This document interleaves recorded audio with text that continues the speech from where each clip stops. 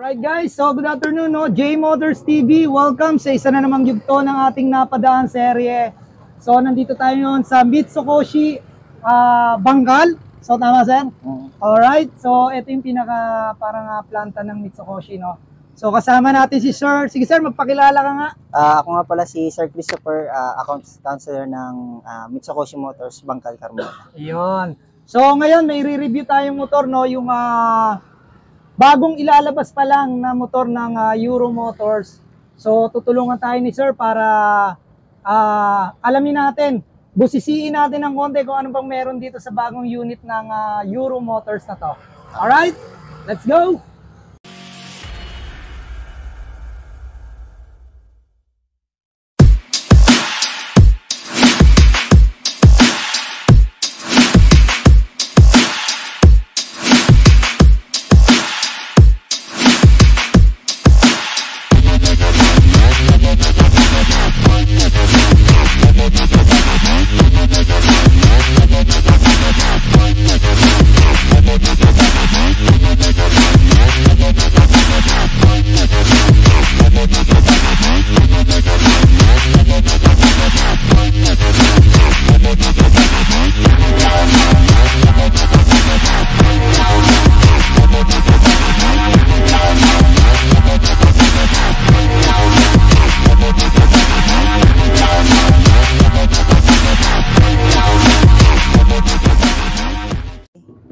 So magsimula tayo dito sa harapan. Makikita nyo yung logo na Samurai.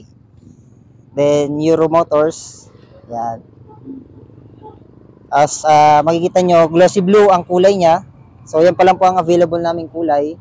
Meron po kaming tatlong kulay. Itong blue, tapos red, tapos black. Then makikita nyo, full LED na po yan. Lahat po yan. Then yung signal light, daytime running light. Sige sir, pailawin mo nga para makita nila. Okay. Yan papakita ni sir yung ilaw, no? Para malaman natin kung anong itsura nung pagka daytime running light niya. Alright? Yan. So yan, kung makikita nyo, ito yung pinaka daytime running light niya. Yan. So dalawa yan, no? Iba talaga yung forma niya. Tapos dito, ayan, naka-fully LED yan. So hindi na natin babanggitin kung sino yung kamukha na ito. Pero alam nyo na yan. Pero yun nga, medyo binago lang talaga yung, yan, yung mga daytime running light. Tapos dito, signal light to eh. Turn signal to, di ba sir? Yes, sir. Yan, ayan, turn signal yan. Yan, dalawa yan. na yan. Yan. Then meron din siyang passing light. Yan, may passing light siya. Sir, ano to? Meron ba tong hazard? May hazard ba siyang kasama? Wala pa siya. Wala pa siyang kasama. Opo. Sige sir, tuloy tayo. Then, dito naman po tayo sa baba, sa may brakes. So, makikita nyo, naka 2-pot caliper po siya. Then, combi brake po siya. Naka combi brake system. Tapos, ito po yung sensor ng speedometer niya. Alright. So, yun, naka combi brake. So, hindi pa siya naka-ABS. Then, so, ang size ng gulong nito ay, anong size ng gulong nito? Tingnan natin dito. 180 by 14 ang size ng gulong, no? Sa harapan. So, tubeless to. Yes, sir. Tama, sir? Tubeless, tubeless po yan, harap-likod. Alright. So, harap-likod, tubeless yan. So, yung kanyang tapalodo, yan, medyo tigas, no? Yan.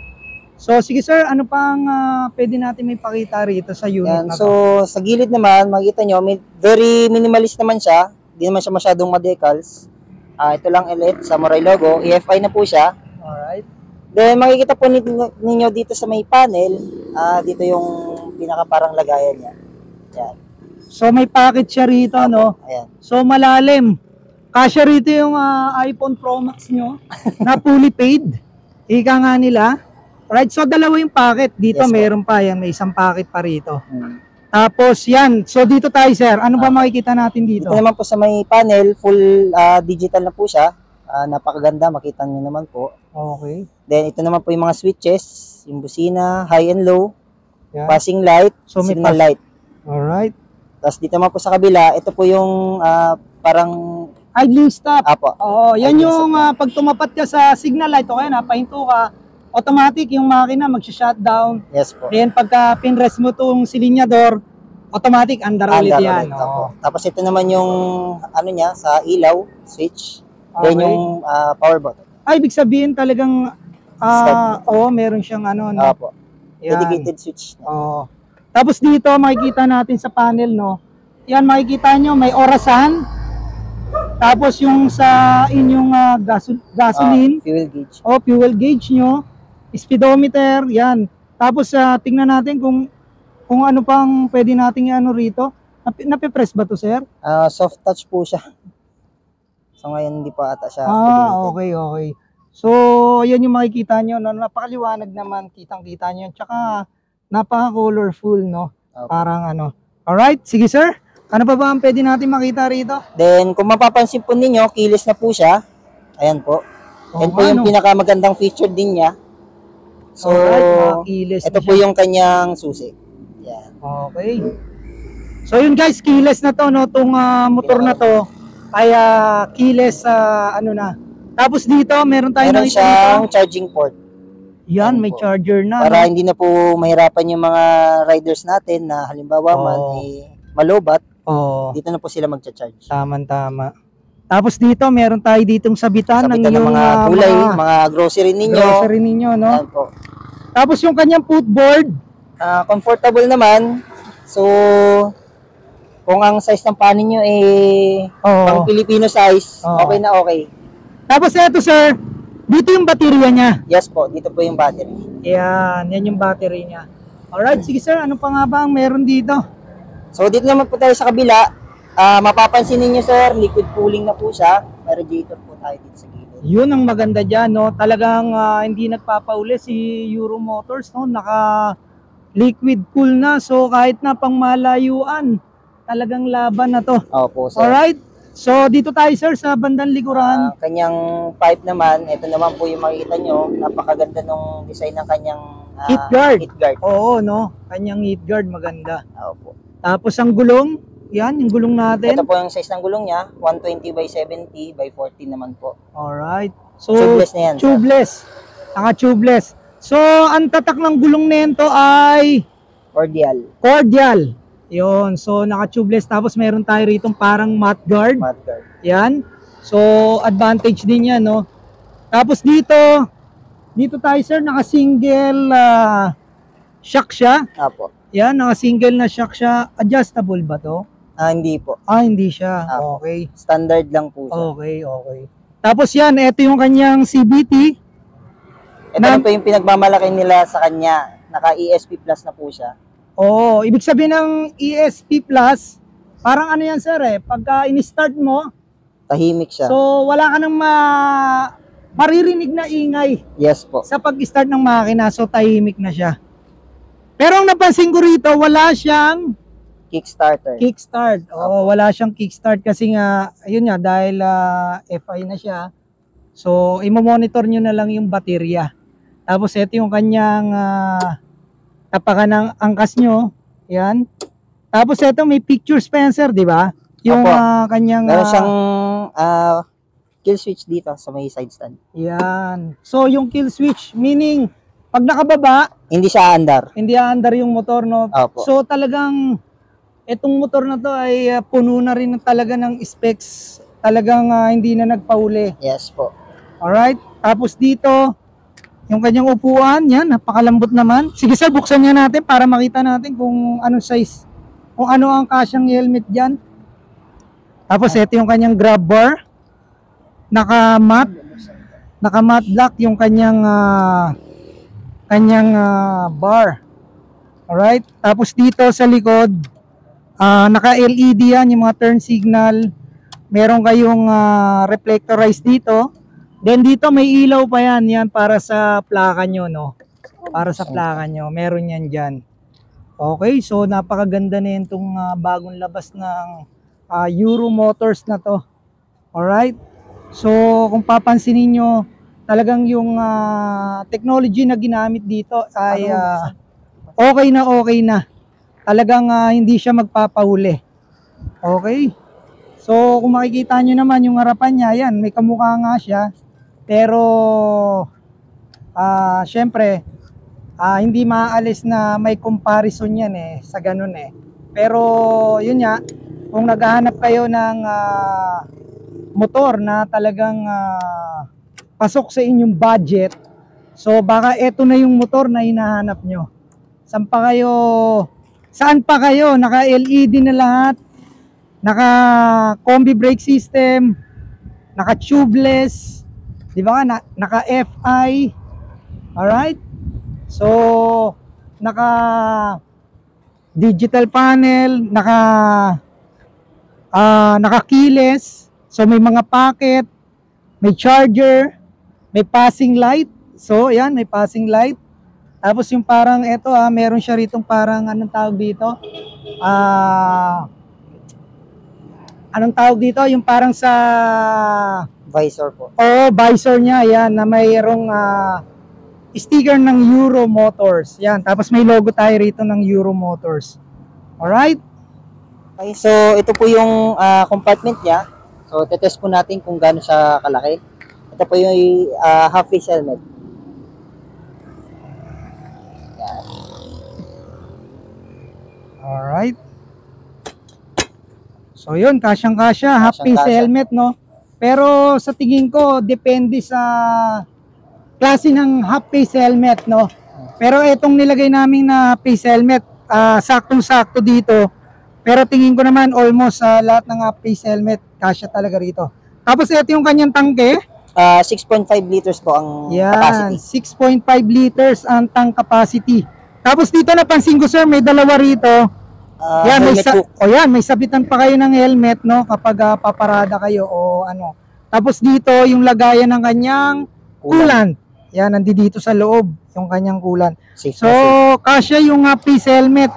Pero depende sa klase ng face helmet na ilalagay nyo, no. Alright? So 6.5 liters. So ayan yung loob niya. Ito yung ano ng upuan niya, no. So napakalambot. Ang lambot ng upuan ng foam nito. Ang lambot ng foam. Alright? Okay. So, sa engine naman, specs niya is 4-stroke, single cylinder. Bore and stroke is 57.3 by 58. Then, displacement niya is 150cc. So, ni-round up nila ng 155. Alright. Then, EFI, liquid cooled. Yun, naka-liquid cooled, no? Yung Yes. pinakita kanina sa atin doon ni sir. Alright? So, sa max torque naman niya ay 14 Nm, then 6,500 RPM. Yun. Then, sa max output niya is 10.8 kilowatts at 8,500 RPM. Okay, so, titignan natin yung taillight. Full LED na yan. So, ito siya pag nakapreno. Yan ang itsura niya. Oo nga, no? So, ito yung kanyang brake light, sir, no? Yung Yes, tatlo po. na to. Yes. Tapos dito, parang ano to? Ano tawag dito? Daytime running light niya rin to, kaso nga lang kulay pula. Apo. Akala ko nga may ilaw pa yan dito May ilaw pa ba yan dito, sir? Wala na, sir. Wala, no? Talagang design niya lang yan. Apo. Alright, so maganda talaga. Tapos LED na rin yan. Ayan naman po yung signal light niya. Oh, yan ang signal light. LED na rin yan, LED. Okay. So, sa seat height naman is 110 mm siya.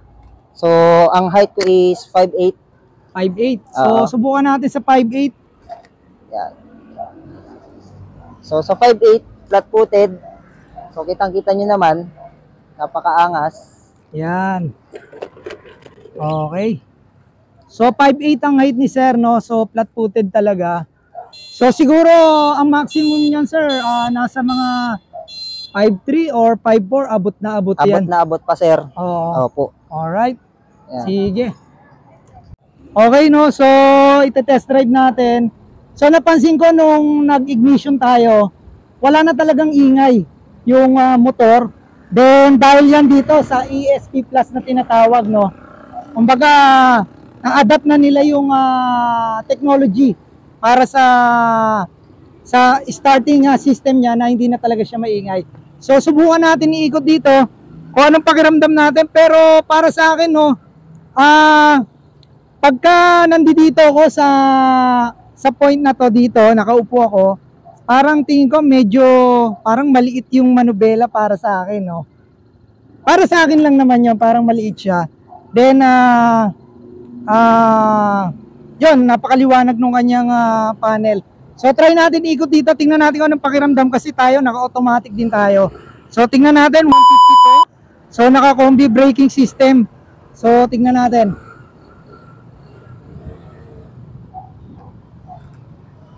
Alright, so, medyo malakas naman talaga yung ano niya, preno niya.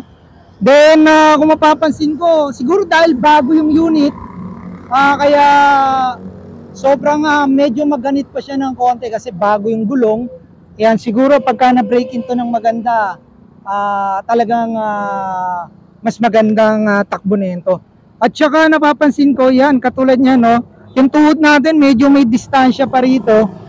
Kung makikita nyo, marami rin kayo may ilalagay rito.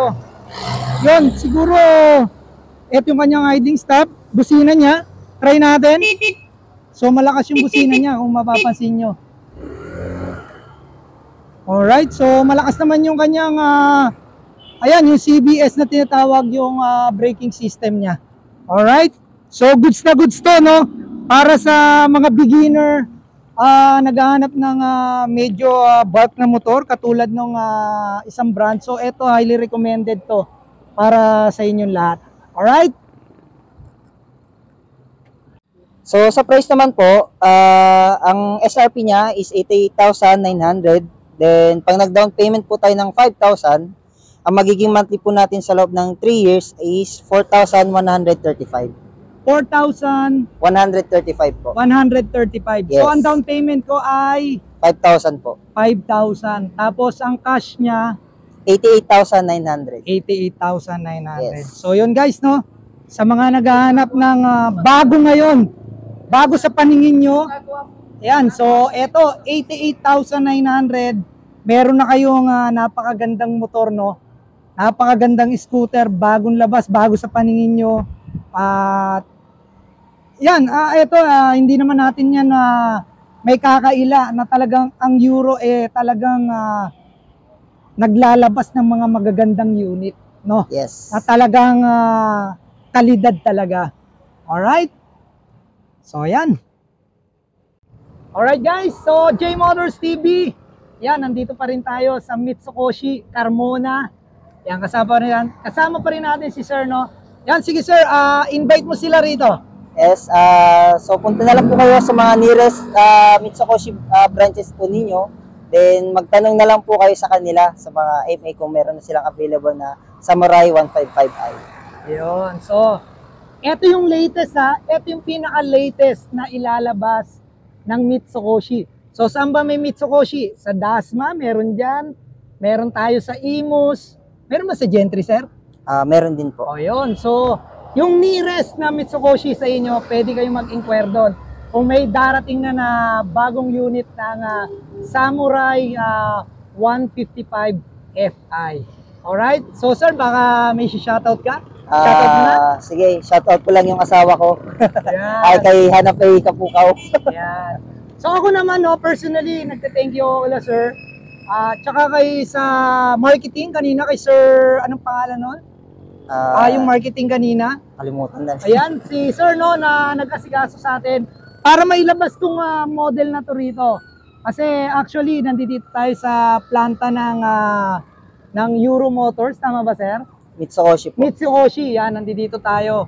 So talagang dinaanan serye natin to para mauna tayo, may present namin ni sir sa inyo kung ano ba talaga ang meron dito sa bagong unit ng Euro Motors under Mitsukoshi. Alright? So yun, kung di pa kayo nag-subscribe, subscribe na kayo. J Motors TV lang yan sa inyong YouTube at Facebook account. Huwag nyo kalimutan itang notification bell para updated kayo sa lahat ng video na ina-upload natin. At saka nga pala, no, kung may mga question kayo, feel free kayo na mag-comment sa ating comment section. Ngayon, kung kaya naman natin sagutin yan, so sasagutin natin yan sa tulong ni Sir. Yes. Alright, so magtanong lang kayo. Walang bayad ng magtanong, so magtanong lang kayo. Okay? So thank you very much. Thank you Ride po. safe. Peace out. Ayun sir, ako nga po pala si Victor Orpilla, account counselor ng MMPI Carmona. Ini-invite ko po kayo na pumunta rito, visit kayo sa mga unit namin. Then sa mga repo, meron po kami marami, 1.5 down payment. Alright. And then yung bago po namin labas na motor is napakaganda. Sulit na sulit po at napakamura, yun lang po. Alright. So sir, baka may shoutout ka? Shoutout mo na. Shoutout kay Christopher, then sa Tropan Jamming. Yun, alright. Yun lang po. Alright. Hello po, ako po si Angel May Lucena, empleyado ng Mitsukoshi. Punta na po kayo dito at pag-inquire na po kayo sa bago namin labas na unit na Samurai. Po. Alright. Then ma'am, ano pa bang, anong address niyo ulit dito ma'am? Barangay Bangkal, Carmona, Maguyam Road. Beside Procycle lang naman po. Yan, okay. So thank you kay Ma'am Angel, no. Ang marketing assistance ng Mitsukoshi Carmona branch.